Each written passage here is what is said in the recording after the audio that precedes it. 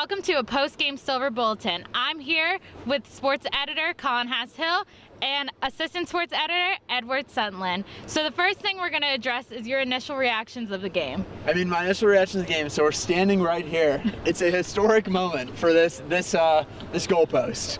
Right here, Ohio State, or Rutgers, just doinked it right off that thing, and Ohio State got their shutout. And let me tell you, we just talked to the players. They were thrilled about that. I mean, they loved it. They said it was hilarious.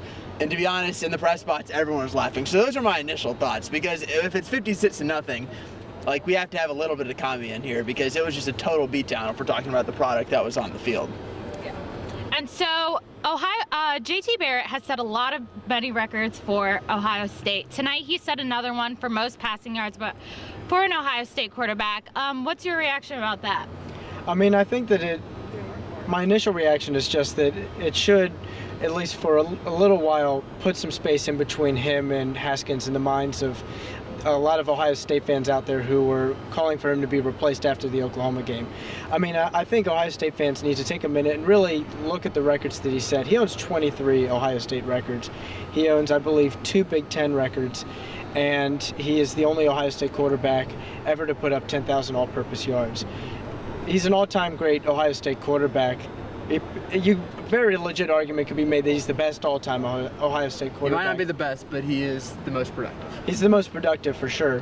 And I mean, he looked spot on today. For the most part, he looked really in sync with his receivers. And I think that this was a big game for him, I think, to convince a lot of people that he's still the best starting option Ohio State has at quarterback. Yeah. So we've seen a lot of problems with the wide receivers earlier this season. Johnny Dixon seemed to have a very great game today. He caught a lot of deep passes. What do you think about him as being Ohio State's solid receiver?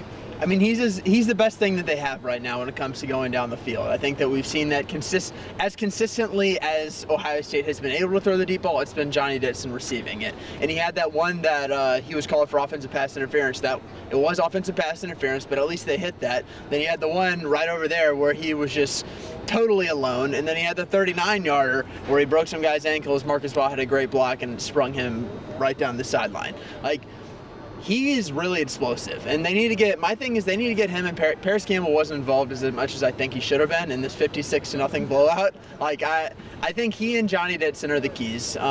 We saw Ben Victor, who I think had his best catch of his career right over here. I thought that was, listen, he also had a drop earlier, and it reminded me of him having a drop in the warm-ups. I just want to see him to be consistent, because the play he made is a play that only he can make. There's a lot of potential on this by the wide receivers, and I just want to see it turn into production, because there's a lot of dudes, and someone has to break out. Yeah. So Demario McCall has been having some injury problems, and today he was able to play in the game, scored a couple touchdowns. What do you think of his game today and how he showed out for the Buckeyes? Well, he certainly looked he gave the Ohio State as much as they could ask for. Urban said after the game that wasn't even a fully 100% Demario McCall. He said that McCall, at full health, would have beaten the defenders by even more than he ended up beating them by.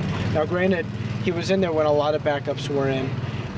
He still, I think, is fairly well behind J.K. Dobbins and Mike Weber. He won't be expected to get any touches in the starting lineup just yet. But I think that he flashed that potential that a lot of people have seen in him for a while, which is this guy who can impact the ball pretty much on all sides of the field. I mean, he's been seen doing kickoff returns. He's been seen doing punt returns. He's obviously proven that he can run from out of the backfield, and he's caught a lot of passes from the wheel route. He did in the spring game, which was pretty impressive, and then he did it here, which was on a very nice pass from Dwayne Haskins. I think that he's shown that even though he still has a little ways to go left to be fully healthy and to really have an impact on this team, he has shown that he has that potential to be an impact player for Ohio State.